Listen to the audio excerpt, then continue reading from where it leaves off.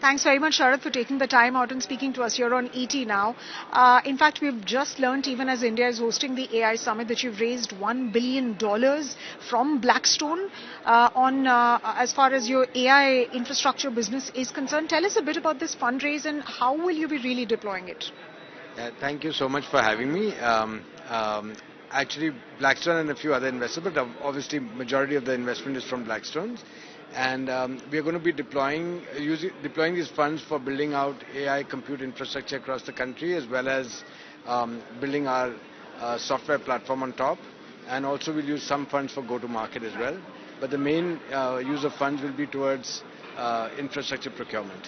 Okay, so infrastructure procurement is something that your startup is going to look at. And sir, it's important to talk about startups when we talk about the AI Summit, given the fact that it is a limited number of startups who are actually making India's next LLM model, right?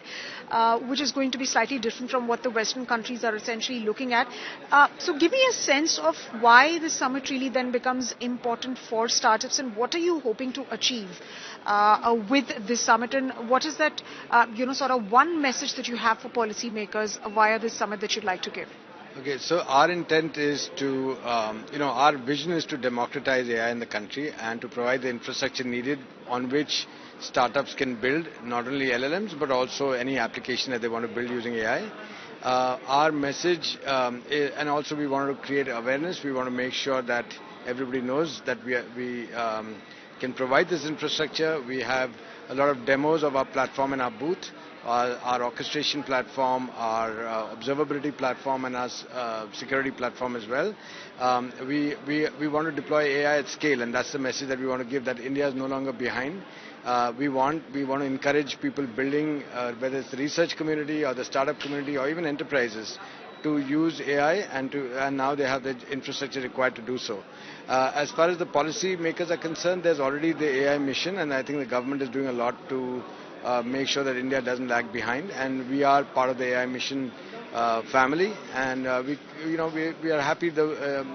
We want to. I think where we would want the government to also look at is how to make sure that the AI is responsible and use of AI is responsible, and we are happy to contribute towards that. Right. So just one final question. Let me ask you about the, of course, summit. How do you think India's approach, especially when it comes to AI, is different from the other countries? India has decided to be focused on a less resource-intensive approach versus what you see, for instance, in the United States. They've primarily focused on developing LLMs. Where do you think India is currently, especially when it comes to taking leadership in AI globally? So I think India, while we may not be, obviously the US and China have been ahead, but I think India is playing it smart. And I think we have a lot of good startups, a lot of good research and education institutes that have built, one is foundational models for Indian languages, but also vertical applications not only for India but also for the world. So this is one area where India can, normally India is known as the outsourcing hub or the back office of the world, but this is one area where we can leapfrog and actually build for the world. So, and already you see startups doing that. You see companies like InVideo and Emergent doing that, right? They're not only present in India but across the world. And I think, our aim is to provide the infrastructure for all of these startups and enterprises to build.